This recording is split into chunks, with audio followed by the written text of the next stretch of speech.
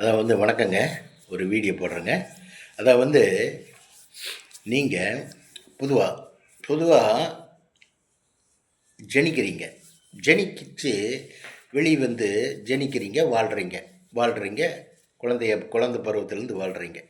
வாழும்போது உங்களுக்கு நல்ல சாப்பாடு போகிறது காலேஜு, அது இது ஸ்கூலு போகும்போது நல்லா போயிடுறீங்க, படிக்கிறீங்க, பண்ணுறீங்க. வீட்டில் எந்த பிரச்சனையும் இல்லை, வீட்டில் இல்லை, எந்த டிஸ்டர்பும் இல்லை. எல்லாமே நீங்கள் நினச்சதெல்லாம் கிடைக்கிது வீட்டில். அப்போது அப்படி இருந்துன்னா உங்கள் தந்தை ரொம்ப நல்லவராக இருப்பார், எந்த பாவ கணக்கும் செய்யாத இருப்பார். உங்களுக்கு ஈன்றெடுத்த அன்னை ரொம்ப நல்லவங்களாக இருப்பாங்க. ஆமாங்க, நல்லவங்களாக இருப்பாங்க, பண்புள்ளவங்களாக இருப்பாங்க, தர்ம சிந்தனை உள்ளவங்களாக இருப்பாங்க. என்னங்க, தர்ம சிந்தனை உள்ளவங்களாக இருப்பாங்க. யார் பாவத்துக்கும் அவங்க ஆளாக மாட்டாங்க. அப்படி இருந்தால் தான் அந்த மாதிரியெல்லாம் உங்களுக்கு ஒரிஸ் இல்லாமல் நீங்கள் ஸ்கூல் லைஃப் முடித்து அப்புறம் காலேஜ் லைஃப் போய் காலேஜிலேருந்து நல்ல ஒரு காலேஜ் லைஃப் முடித்து ஒரு நல்ல உத்தியோகம் அந்த மாதிரியெல்லாம் இருக்கும்போது பேரண்ட்ஸ் எந்த தப்பும் பண்ணிடக்கூடாதுங்க, எந்த பாவம் செஞ்சிடக்கூடாது. என்னங்க, பாவம் செஞ்சிடக்கூடாது. நீங்கள் நல்ல பையனாக நடப்பீங்க, நல்ல பொண்ணாக வளருவீங்க. பேரண்ட்ஸு கரும வினையெல்லாம் செஞ்சுருந்தான்னா உங்கள் காலேஜ் லைஃப்லேயே கஷ்டமாக இருக்கும், ஃபீஸு கட்டாமல் முடியாமல் போயிருக்கும்.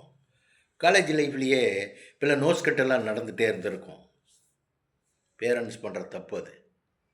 பேரண்ட்ஸ் பண்ணுற பாவம் உங்களை அப்போவே பாதிக்குது, இளம் வயசுலேயே உங்களை பாதிக்குதுன்னு சொல்ல வர்றேன். என்ன நினச்சிட்டு இருக்கிறீங்க நீங்கள்? இங்கேருந்து நம்ம வர்றோம், அங்கேருந்து ஓடி கீழே விழுகிறோம்.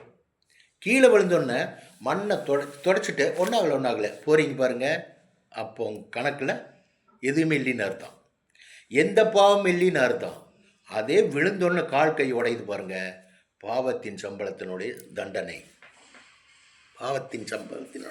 தண்டனை கிடைக்குதுன்னு அர்த்தம்.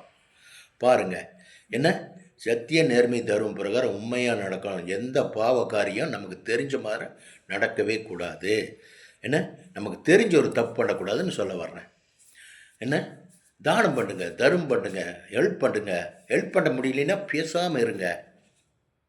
பேசாமல் இருந்தால் என்ன நடக்குன்னா உங்கள் அளவோடு நடக்கும். உங்கள் அளவுக்கு என்ன வேணுமோ அவ்வளவு தான் கொடுப்பார் கடவுள். மற்றபடியெல்லாம் உங்களுக்கு எதுவுமே இப்போ ஒரு 1 லட்ச ரூபா தேவைப்படுதுன்னு வச்சுங்களேன், கடவுளுடைய அனுகிரகம் உங்களுக்கு கிடைக்காது. தானம் தர்மம் பண்ணிங்கன்னா கடவுளுடைய அனுகிரகம் கிடைச்சி 1 லட்ச ரூபா ஈஸியாக எங்கேயாச்சும் நீங்கள் பரட்டிடலாம். ஒரு மூலியமாக கடவுள் ஹெல்ப் பண்ணுவார். நீங்கள் ஒருத்தருக்கு தானம் தர்மம் எதுவுமே பண்ணலினால் உங்களுக்கு 1 லட்ச ரூபா தேவைப்படுதுன்னா அல்லாடுனாலும் அந்த 1 லட்ச ரூபா உங்களுக்கு கிடைக்கவே கிடைக்காது. மற்றவங்க உதவி தான் நீங்கள் பண்ணலையே, உங்களுக்கு எப்படி மற்றவங்க உதவி பண்ணுவாங்க? அந்த கணக்கு. சரிங்களா? பாருங்கள், உண்மையாக கற்றுக்குங்க. அவ்வளோதான். ஓகே, பாய்.